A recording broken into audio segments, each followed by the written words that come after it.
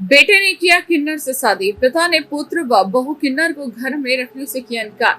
बेटे ने लगाया पिता पर 60 लाख रुपए, किन्नर बहू से दहेज। कहानी थोड़ा अजीब है, सुनने में आपको फिल्मी लगेगा लेकिन सच है।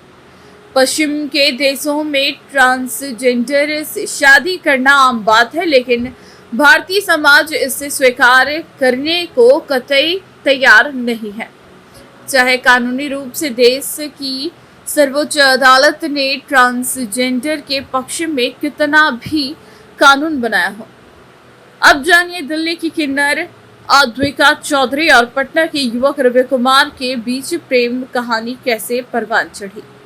आज से 2 वर्ष पूर्व इंस्टाग्राम में इन दोनों की दोस्ती हुई थी। दोस्ती देखते ही देखते परवान चढ़ने लगा और वह पटना में अक्सर कभी अस्पताल के बहाने तो कभी रेस्टोरेंट के बहाने मिलने लगे। इन दोनों ने सबसे पहले दोस्ताना सफर संस्था जो गांधी स्कूल खगोल में स्थित है, अपने ट्रांसजेंडर समुदाय के उपस्थिति में शादी कर डाली।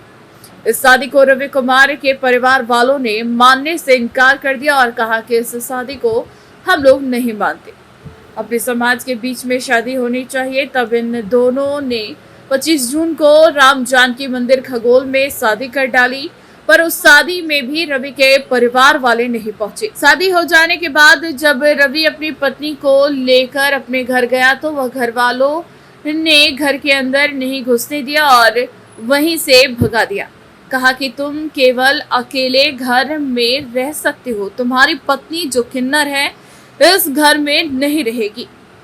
मूल रूप से दरभंगा की रहने वाली किन्नर अनविका दानापुर थाना में लिखित शिकायत कर ससुराल वालों से न्याय की मांग कर रही है।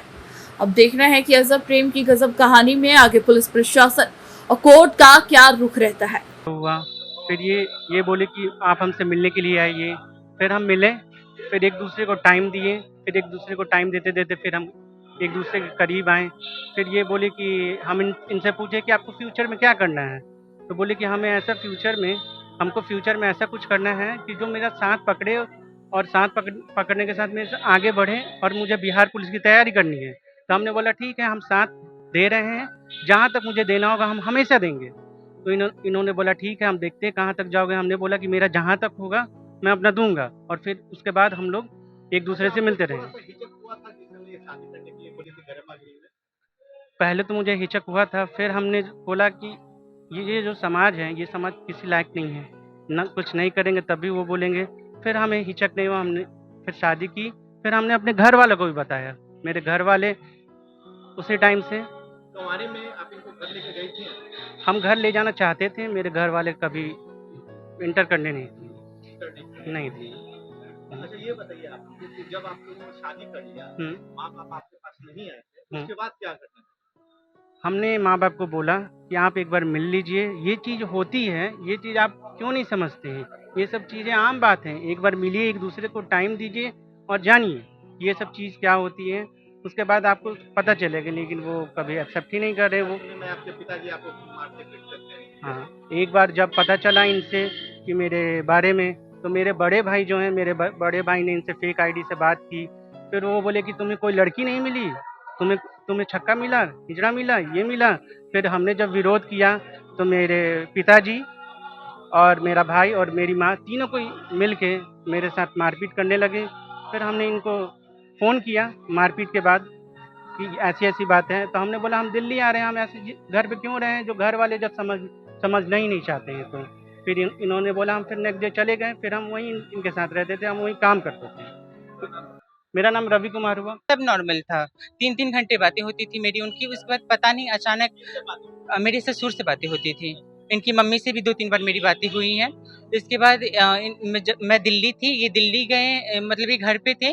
तो जब इन पे प्रेशर बनाया जा रहा था कि नहीं तुम शादी मत करो, ये मत करो, उसको छोड़ दो, किसी और से कर लो, इतने रुपए मिलेंगे, इतने रुपए। जब इन्होंने मना किया तो इनके साथ बहुत ज़्यादा, मेरे पति रवि कुमार के साथ बहुत ज़्यादा मारपीट किया गया। और उसके बाद इनको बहुत लगता इनको मार देगा, फिर ये भाग के दिल्ली मेरे पास आए थे। नहीं, मैं अभी पटना रह रही हूँ, उस टाइम मैं दिल्ली रह रही थी क्योंकि मेरे दादाजी की तबीयत खराब है, उनको लेके एम्स में एडमिट हुई थी। मेरे ससुर, सास और मेरे जेठ जी जो हैं धनंजय कुमार, वो उनका नाम, मेरे ससुर का नाम सत्येंद्र सिंह है, मेरी सास का नाम उर्मिला सिंह है और मेरे जेठ जी का नाम धनंजय कुमार है। मेरा नाम अद्विका चौधरी है। मैं दरभंगा की रहने वाली हूँ। मैं एक ट्रांस महिला हूँ, इसलिए मुझे प्रताड़ित कर रहे हैं मेरे ससुराल वाले और मुझे प्रताड़ना का सामना करना पड़ रहा है। जैसे कि हम लोगों ने 1 साल पहले हमने ट्रांसजेंडर समाज के सामने हमने शादी की थी। उसको इनके घर वालों ने मानने से इनकार किया था और इन्होंने इनकार कर दिया था। उन्होंने बोला कि दोबारा शादी फिर से करो जिसमें हम भी आएँगे, तुम्हारे घर वाले भी आएँगे।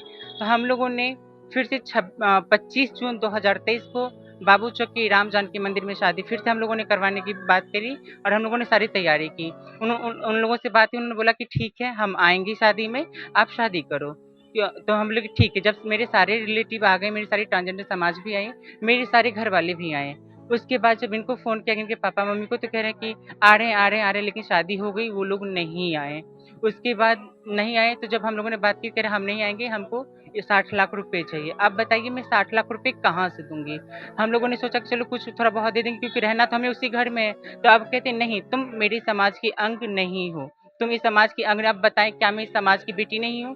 क्या मैं इस समाज की अंग नहीं हूँ? मैं एक समाज की मुख्य धारा से जुड़ना चाह रही हूँ, एक सोशल समाज में रहना चाह रही हूँ, तो मुझे रेड लाइट रेलवेज़ या वहाँ खड़ा करना चाह रहे हैं। कि मेरे साथ अन्याय हो रहा है। सारे मीडिया कर्मी से अनुरोध है कि मेरे जो साथ अन्याय हो रहा है उसके खिलाफ प्लीज़ आवाज़ उठाएँ। हाँ, इसके लिए मैं आवेदन अभी दानापुर थाना में दे रही हूँ। न्यूज़ ANP के लिए पटना ब्यूरो एस आलम के साथ कुंवर अभिषेक सिंह की रिपोर्ट।